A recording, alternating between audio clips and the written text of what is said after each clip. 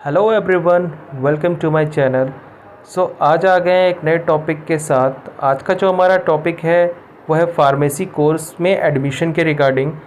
Pharmacy क्या होती है, फार्मेसी में कौन कौन से कोर्स होते हैं, क्या जॉब अपॉर्चुनिटीज़ है उसमें, कॉलेज में एडमिशन लेते टाइम आपको कौन कौन सा डिग्री आपको देखना है, ये सारी चीज़ों को डिस्कस करेंगे। तो चलते हैं, बढ़ते हैं आगे टॉपिक में। तो सबसे पहला जो हमारा टॉपिक है जिसको हम डिस्कस करेंगे वो है व्हाट इज़ फार्मेसी। काफ़ी शॉर्ट में है, दो लाइन का है, इसको देखते हैं। Pharmacy is the art and science of manufacturing and dispensing of drugs prepared by natural and synthetic source and using them for the treatment and prevention of disease with ease of administration. यानी pharmacy क्या है, तो pharmacy एक art और science है जिसमें आपको medicine को मैन्युफैक्चर करना से लेकर के डिस्पेंस करना, यानी दवा बनाने से लेकर के दवा देने तक की आपको मेथड समझाई जाती है। ठीक है, और पेशेंट को कैसे हैंडल करना है, कैसे ट्रीट करना है, उसको दवा के बारे में पूरी डिटेल्स देना। ठीक है, जैसे कि दवा को कैसे उनको देना है, ठीक है, किस रूट से उनको लेना है। ठीक है, जैसे अगर आपको उनको मुंह से लेना है ठीक है, या फिर अगर क्रीम है तो उसमें एडमिनिस्ट्रेशन कैसे होगा मेडिसिन का। ठीक है, तो दवा को कैसे देना है, ये सारी चीज़ें आपको पेशेंट को समझानी है, और ये सारी चीज़ों की ट्रेनिंग आपको फार्मेसी कोर्स के रिगार्डिंग में करते वक्त ही मिलेगी आपको। ठीक है, दवा बनाने से लेकर के दवा देने तक ये सारी चीज़ें आपको फार्मेसी कोर्स में इंक्लूड रहेगी या फार्मेसी करते वक्त सीखेंगे। पेशेंट को कैसे हैंडल करना है एंड पेशेंट रिलेटेड जितनी भी चीज़ें हैं, जैसे कोई भी मेडिसिन को कैसे लेना है, ठीक है, उसका प्रिवेंशन क्या है किसी भी मेडिसिन का, ठीक है, उसको कैसे रखना है, ठीक है, एंड ट्रीटमेंट, ये सारी चीज़ें आपको फार्मेसी कोर्स में करते वक्त आपको पढ़ाया जाता है।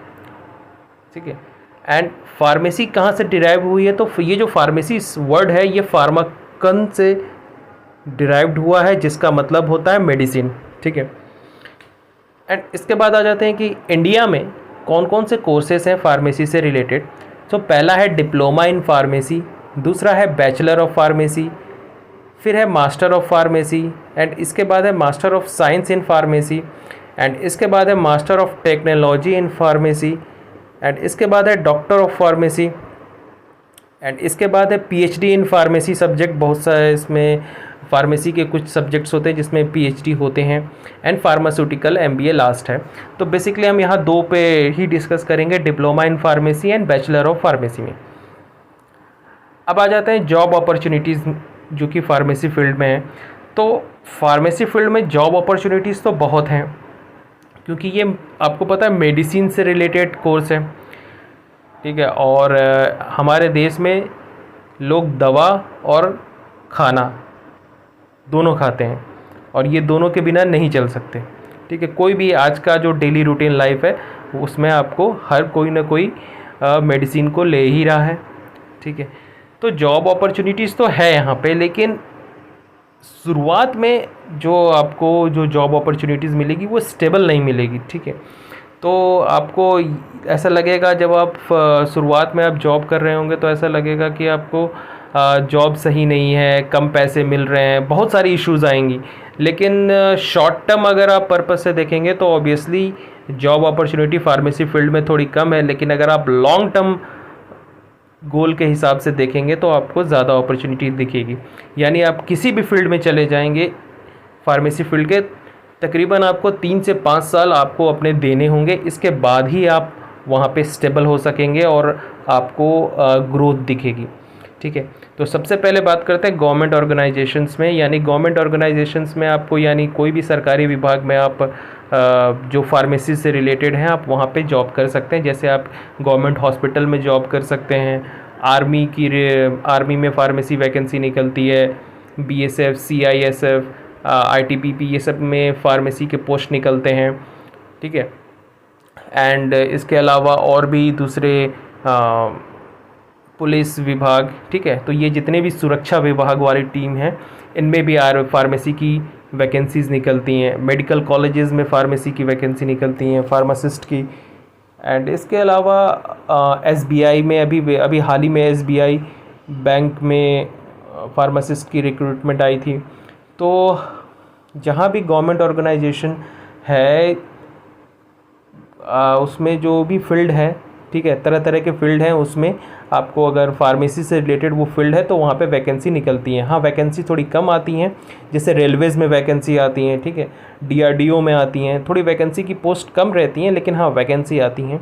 इसके अलावा फार्मा इंडस्ट्री, तो फार्मा इंडस्ट्री में भी जा कर के आप अपना अच्छा स्कोप बना सकते हैं, लेकिन इसमें आपको तकरीबन आपको 5 साल अपने देने होंगे। इसके बाद ही आपको ग्रोथ दिखेगा, यानी 3 से 5 साल में अगर आपको लगेगा कि हाँ मैं यहाँ स्टेबल हो सकता हूँ, ठीक है। अगर आप शुरुआत में चाहेंगे और तो आपको ना तो सैलरी से कॉम्प्रोमाइज़ करना पड़ेगा, ना ही आपको अच्छा लगेगा, ठीक है।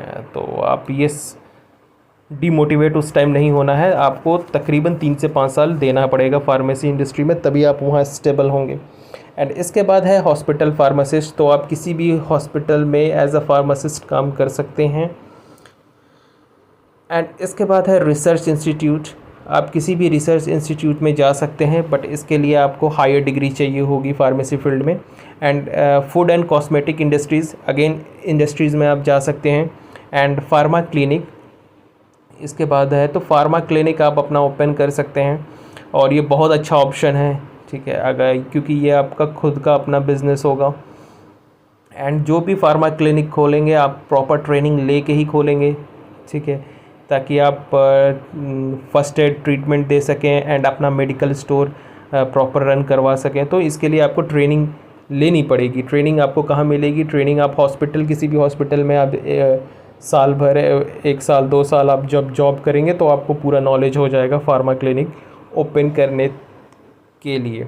एंड क्लिनिकल रिसर्च ऑर्गेनाइजेशन इसके बाद नया टॉपिक है, सो इसमें इस फील्ड में भी आप जा सकते हैं।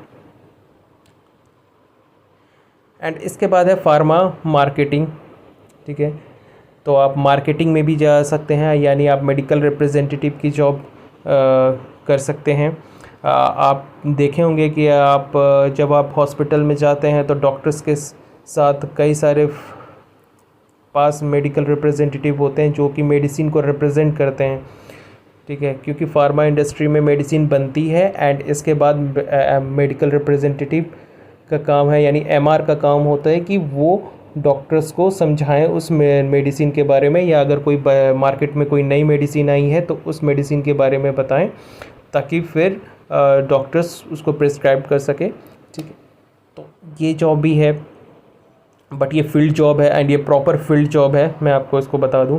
एंड इसके बाद आपको एकेडमिक जॉब आता है, यानी आप टीचिंग कर सकते हैं, बट इसके लिए आपको हायर डिग्री चाहिए होगी, like M pharma and PhD. And इसके बाद है मेडिकल स्टोर, आप मेडिकल स्टोर ओपन कर सकते हैं डिप्लोमा इन फार्मेसी के बाद, यानी या फिर बैचलर इन फार्मेसी के बाद, तो आप मेडिकल स्टोर अपना ओपन कर सकते हैं। और आप चाहें तो खुद की इंडस्ट्री भी डाल सकते हैं, और खुद की अपनी एजेंसी भी डाल सकते हैं, किसी भी के डिस्ट्रीब्यूटर का डिस्ट्रीब्यूशन एजेंसी का वो लाइसेंस लेकर के या अप्रूवल लेकर के, ठीक है। तो ये सारी जॉब अपॉर्चुनिटीज़ है। इसके अलावा भी कुछ हैं जो रह गई हैं, लाइक अगर आप फार्मास्यूटिकल एमबीए किए हैं तो आप कहीं पे किसी फार्मेसी इंडस्ट्री में जाके एज अ एचआर अपना रोल प्ले कर सकते हैं, और किसी एडमिनिस्ट्रेशन में यानी कुछ इंडस्ट्रीज़ को रन करवाने में मदद कर सकते हैं, ठीक है। मैनेजमेंट में कैसे उसका पूरा जो मैनेजमेंट टीम है आप उसमें जा कर के आप हेल्प कर सकते हैं। सो ये सारी बहुत सारी जॉब अपॉर्चुनिटीज़ हैं। एंड इसके अलावा भी और हैं जो रह गई, खैर इसको बाद में डिस्कस करेंगे।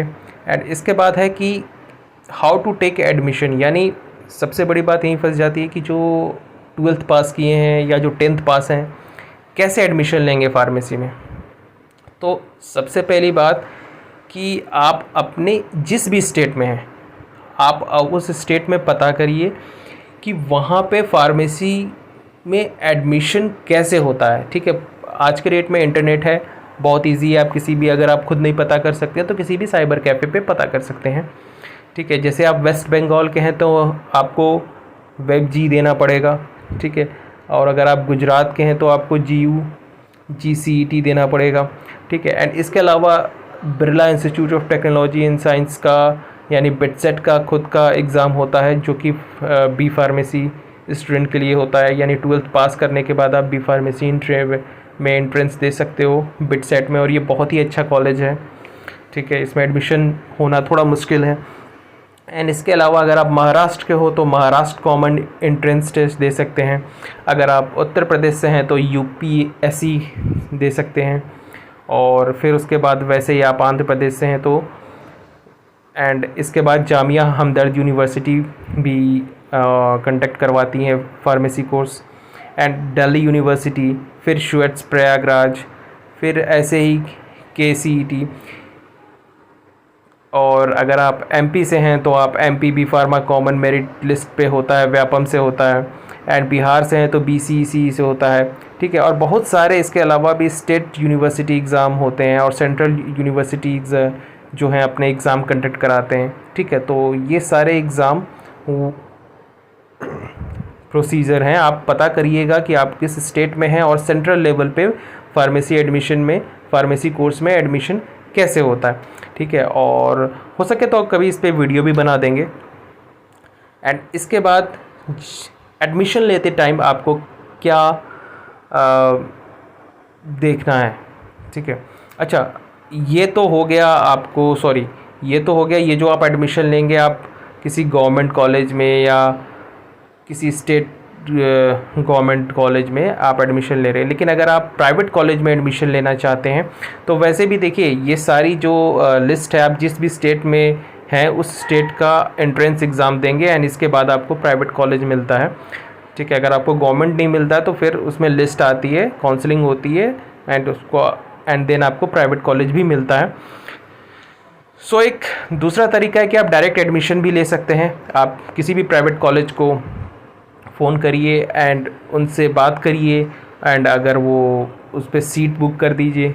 ठीक है, एंड इसके अलावा अगर वो प्राइवेट कॉलेज, बहुत सारे अच्छे जो प्राइवेट कॉलेज होते हैं वो खुद का अपना एग्ज़ाम कंडक्ट करवाते हैं, यानी खुद का ही पूरा एग्ज़ाम कंडक्ट होगा।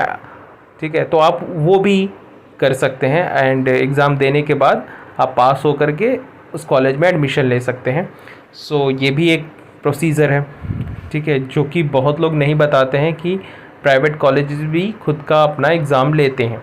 ठीक है, अगर वो नहीं लेते हैं तो वेल एंड गुड, आप एडमिशन ले सकते हैं डायरेक्टली। लेकिन अगर वो विदाउट एग्ज़ाम नहीं ले रहे हैं एडमिशन तो आपको एग्ज़ाम देना होगा। ठीक है, सो आप काउंसलिंग से भी आ सकते हैं, अपने वेरियस जिस भी स्टेट में रहते हैं काउंसलिंग से भी आएंगे। और दूसरा तरीका है आप प्राइवेट कॉलेज के खुद के एग्ज़ाम को पास करके आएंगे, या फिर आप डायरेक्ट एडमिशन ले लीजिए, आप अपनी सीट बुक करवा लीजिए। एंड इसके अलावा जो फार्मेसी कोर्स करते वक्त यानी एडमिशन लेते वक्त आपको जो 3 मतलब डिग्रियों की खास ध्यान रखनी है, तो वही डिग्री के बारे में डिस्कस करेंगे। तो सबसे पहले जो भी आपका कॉलेज है वो UGC और AICTE अप्रूवल उसका मस्ट होना चाहिए। ठीक है, तो ये तो आप चेक ही कर लेना एडमिशन लेते टाइम। और दूसरी जो है PCI अप्रूव्ड होनी चाहिए और वो रिन्यूअल भी उस कॉलेज का टाइम टू टाइम हुआ हो। ठीक है, बहुत सारे प्राइवेट कॉलेज हैं जो कि UGC AICTE की अप्रूवल तो ले लेते हैं। ठीक है, AICTE की अप्रूवल तो ले लेंगे, लेकिन फिर PCI का भी अप्रूवल मान लीजिए अगर ले भी लिया तो फिर बाद में वो रिन्यूअल नहीं करा पाते। तो इसके बाद क्या होता है, स्टूडेंट फंस जाते हैं और फिर उसके बाद बहुत सारी प्रॉब्लम आती है, फिर वो रजिस्टर्ड फार्मासिस्ट नहीं हो पाते। तो कॉलेज PCI अप्रूव्ड भी होना चाहिए और उसके बाद रिन्यूअल भी उसका आप देखिएगा, जब जैसे भी आप PCI के साइट पे जाएंगे, अगर वो कॉलेज पुराना होगा तो आपको दिखेगा कि हाँ टाइम टू टाइम ये अप्रूव हुआ है। ठीक है, सॉरी इसका जो रिन्यूअल हुआ है। ठीक है, सो रिन्यूअल टाइम टू टाइम होना मस्ट है। और अगर नहीं हुआ है तो आप प्लीज़ कॉलेज में बात करिएगा, उन पे प्रेशर बनाइएगा, ठीक है। एंड इसके अलावा आपकी कोई भी एक स्टेट डिग्री आपको चाहिए, जिस भी आप स्टेट में रहते हैं। जैसे अगर आप यूपी के हैं तो AKTU की डिग्री आपको मिलती है, ठीक है। और अगर आप डिप्लोमा के स्टूडेंट हैं तो शायद UPBT की मिलती है, ठीक है। तो जो भी मतलब जिस भी आप स्टेट में हैं उस स्टेट की खुद की एक डिग्री होती है, ठीक है। सॉरी, यूनिवर्सिटी, जिस भी यूनिवर्सिटी में आप पढ़ रहे हैं उस यूनिवर्सिटी की डिग्री एक साथ में चाहिए, ठीक है। तो ये 3 चीज़ मस्ट है, ठीक है। तो आप किसी भी मैं इसको फिर से रिपीट कर रहा हूँ कि आप एडमिशन लेते टाइम 3 चीज़ों का बहुत ध्यान रखिएगा डिग्री में। कि पहला उनसे पूछ लीजिए भैया कॉलेज UGC AICTE अप्रूव्ड है, ठीक है। इसके बाद PCI अप्रूव्ड है कि नहीं, ठीक है कब से कब तक है, रिन्यूएबल टाइम टू टाइम हो रहा है कि नहीं, इस चीज़ को आप प्रॉपर देख लीजिएगा। और PCI के ऑफिशियल साइट पे भी जाके आप इसको चेक कर सकते हैं। और यूनिवर्सिटी की डिग्री चाहिए, ठीक है। आप जिस भी यूनिवर्सिटी में एडमिशन ले रहे हो उसको वहाँ की एक डिग्री आपको चाहिए। इसके बाद एलिजिबिलिटी। अब एलिजिबिलिटी क्या है, तो अगर आपको B फार्मेसी में एडमिशन लेना है तो आपका 50% होना चाहिए क्लास 12th में फिजिक्स, केमिस्ट्री, मैथ्स और बायोलॉजी में, ठीक है। यानी आपका PCMB होना चाहिए 12th में, ठीक है। और 50% होना चाहिए। अच्छा, ये मिथ है कि बहुत लोग कह रहे हैं कि कहते हैं कि सिर्फ यानी फिजिक्स, केमिस्ट्री, बायोलॉजी वाले ही B फार्मेसी में एडमिशन ले सकते हैं। ऐसा नहीं है, मैथ्स वाले भी ले सकते हैं। और हाल के टाइम पे मैंने देखा है कि क्रेज़ बढ़ा है मैथ्स वाले स्टूडेंट्स का फार्मेसी में। एंड इसके अलावा जो भी आपके नेसेसरी डॉक्यूमेंट्स होते हैं वो सारी चीज़ें चाहिए, like Aadhaar card, photos and आय, जात, निवास, ठीक है। तो वो जो भी नेसेसरी डॉक्यूमेंट है वो चाहिए। और 50% आपको मिनिमम चाहिए। कई जगह 60% भी मांगते हैं, ठीक है। तो मोस्टली आप 60% ही मांगते हैं, बट कई जगह 50%, 60%, सो ये दोनों के बीच में कुछ अप्रॉक्स ऐसे ही है। एंड इसके बाद डिप्लोमा इन फार्मेसी की बात कर रहे थे, तो यहाँ पे भी आपको क्लास 10th पास होना चाहिए। आप एटलीस्ट क्लास 10th पास होने चाहिए। और आपका परसेंटेज भी 50% होना चाहिए, ठीक है। 50%, 60% होना चाहिए। और यहाँ पे भी आपका जो इंटरमीडिएट में सब्जेक्ट होना होगा, और जो लोग क्लास 12th पास कर चुके हैं वो लोग भी कर सकते हैं और उनको भी सेम ही परसेंटेज चाहिए, ठीक है। सब्जेक्ट भी वही फिजिक्स, केमिस्ट्री, मैथ्स, बायोलॉजी, ठीक है। ये सारी चीज़ें रहेगी। तो diploma in pharmacy class 10th पास करने के बाद भी आप कर सकते हैं, क्लास 12th पास करने के बाद भी कर सकते हैं। लेकिन B फार्मेसी आप क्लास 12th पास करने के बाद ही कर सकते हैं, ठीक है। और डिप्लोमा इन फार्मेसी में फिर इसके बाद आपको जो डॉक्यूमेंट्स है वो सारी चीज़ें चाहिए। और अब बता दे रहे हैं कि कॉलेज का जो आपका टाइम होगा वो कितना होगा और उसका जो ड्यूरेशन होगा वो कितना होगा। तो अगर आप B फार्मेसी हैं तो आपका 4 साल का कोर्स है, ठीक है, जिसमें आप 8 सेमेस्टर पढ़ाई करेंगे। यानी 8 सेमेस्टर आपकी यूनिवर्सिटी की एग्ज़ाम होगी और कॉलेज लेवल पे आपका सेशनल एग्ज़ाम होगा, ठीक है। जैसे आपका स्कूल लेवल पे आपका जो क्लास टेस्ट होता है ना, वैसे कॉलेज लेवल में आपका सेशनल टेस्ट होगा। और 8 सेमेस्टर्स होंगे, 8 बार एग्ज़ाम होगा। तो ये कॉलेज लेवल पे एग्ज़ामिनेशन की बात है। एंड इसके बाद आपका फिर डिप्लोमा इन फार्मेसी की बात कर लेते हैं। तो डिप्लोमा इन फार्मेसी 2 साल का कोर्स है, ईयरली एग्ज़ाम होता है। एंड यहाँ पे भी आपको कॉलेज लेवल पे टेस्ट होगा, जैसे सेशनल टेस्ट होगा। सो यहाँ पे आप को जो मेन चीज़ फोकस करना है कॉलेज लेवल में कि जो आपके जो सेशनल टेस्ट हैं वो आपको अच्छे से देना है, क्योंकि जो इंटरनल मार्क्स है वो बहुत ही ज़्यादा मायने रखते हैं। कई बार होता है कि एक्सटर्नल मार्क्स जो होते हैं, यानी जो यूनिवर्सिटी से के जो आप सेमेस्टर आपके जो एग्ज़ाम होते हैं या जो आपके ईयरली एग्ज़ाम होंगे, उसमें आपके मार्क्स थोड़े कम आ सकते हैं।